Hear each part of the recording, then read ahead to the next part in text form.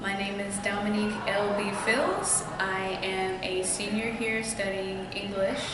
What I wanted people to take away from my speech was the fact that something like the topic of racism, it's not dead. It didn't just reappear just because of the whole presidential election and whatnot. This is something that has been in the United States from the beginning of its time, and it's still affecting people like me.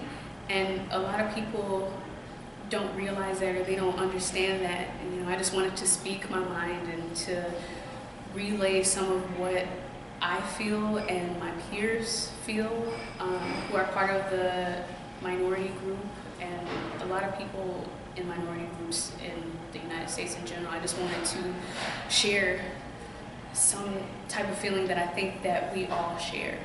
I was more concerned in the process of writing it, like what do I want to say, what message do I want to bring about, do I want to come from an angle of anger, do I want to come from an angle of sadness. I feel like my work is not done at all just because of the fact that I had to cut out so much, and even with me not cutting out anything from what I've originally written, there's just so much to say about the topic of racism and all these other problems that we have in the world. Like, there's just so much to say, and to have it in one 5-minute speech, I'm just like, oh.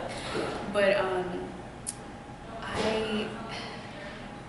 don't know. I just feel like my work is not done. While I was giving my speech, not very many people noticed it, but since I was up there and I had a view of everyone else, there were a few students who were, laughing and pointing at me and making fun of me, and so I'm just like, this is why I'm saying what I'm saying, because this stuff is happening right in front of people's eyes, and people don't see it just because they're, I guess, to use this metaphor of me being on a stage and me being able to see everything.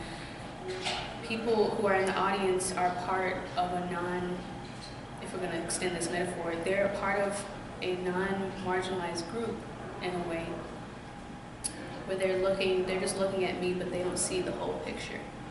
I've seen a lot of things in how people act, and when it comes to stuff like racism,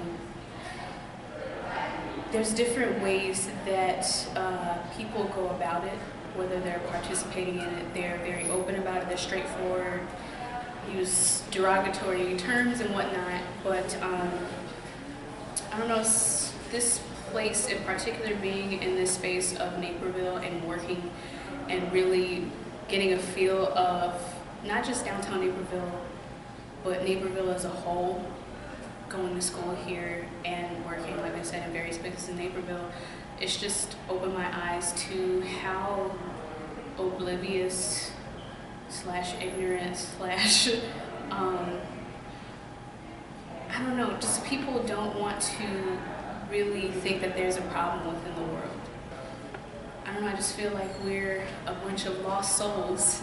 We don't have any roots here in the United States. We don't really have any place to go. People keep telling us, go back to Africa. First of all, we've never been to Africa. Like, I don't consider myself African American just because I have no connection to that world. And I've even asked or had this conversation with some Africans, and they're like, yeah, we don't consider you African American. And there's even stories of people saying like, oh yeah, we don't want Black Americans coming back to Africa or to Africa.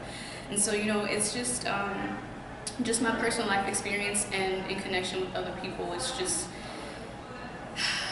I don't want to say it'll get better, because I highly doubt that something like racism and prejudiceness will disappear just overnight, or within a couple years or decades. I think it'll still be here, but